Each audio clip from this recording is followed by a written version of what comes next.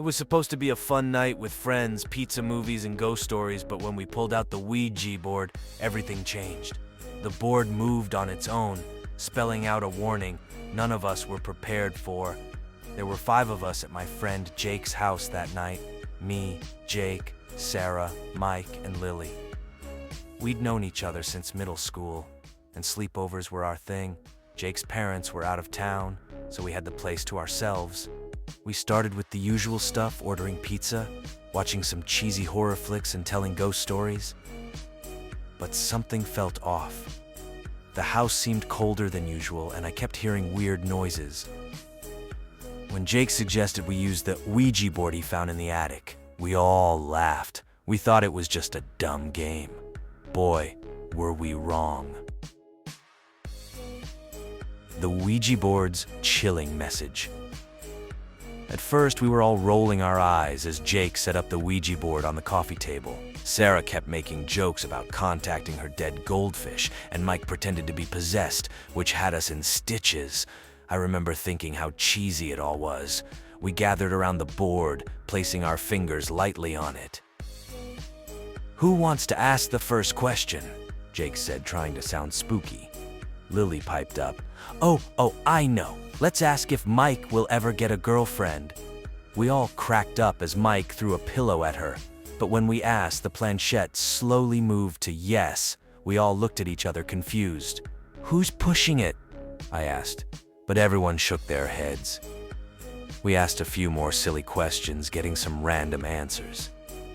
It was kind of fun, I'll admit. But then, things got weird. The planchette started moving on its own, faster and more deliberately. Our hands were barely touching it.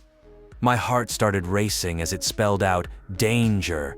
"Guys, quit messing around," Sarah said, her voice shaky. But it kept going. "Get out." I felt a chill run down my spine. The room seemed to get even colder. Now it spelled. Jake tried to laugh it off, but I could see the fear in his eyes. "Maybe we should stop," he suggested. But the planchette wouldn't stop moving. It spelled out, "Evil here."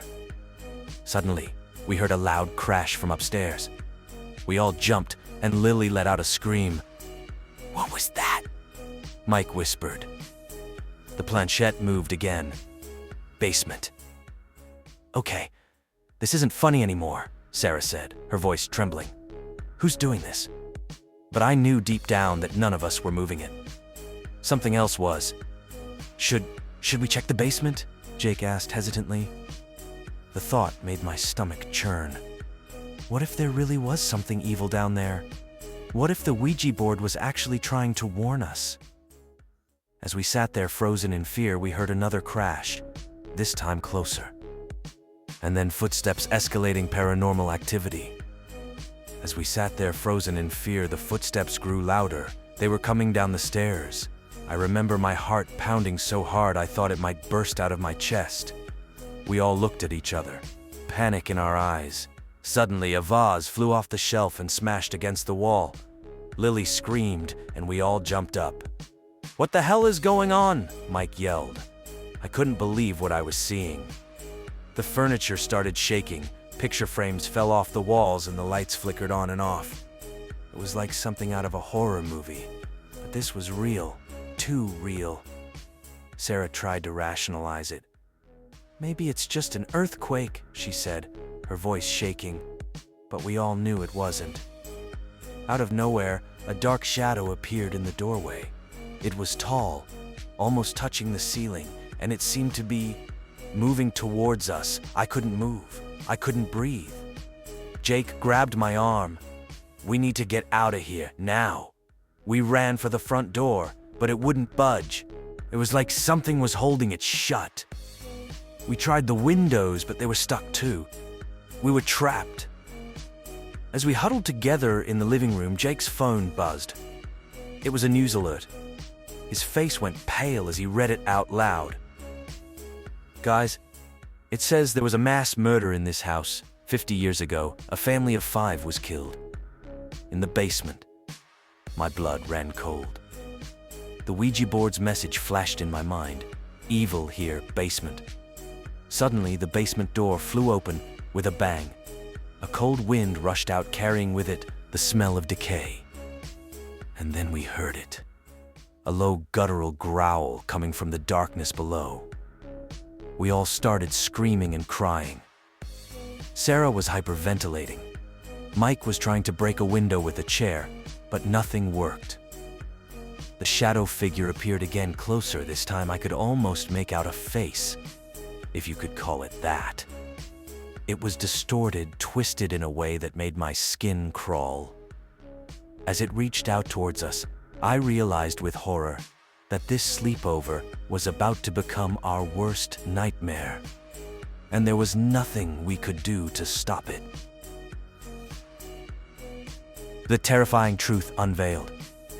As the shadow figure reached for us, I thought we were done for. But then, Mike had an idea. "The basement," he yelled. "It wants us to go there." We were terrified. But what choice did we have? We ran down the creaky stairs, our hearts pounding. The smell was awful, like rotting flesh. In the corner, we saw something that made my stomach turn. A pile of bones. Suddenly, everything clicked. The murders, the Ouija board, the entity, it was all connected. This thing had been trapped here for 50 years, waiting for someone to set it free. Jake grabbed an old book from a shelf and started reading out loud. It was some kind of exorcism. The shadow screamed a sound I'll never forget. The house shook, and then silence.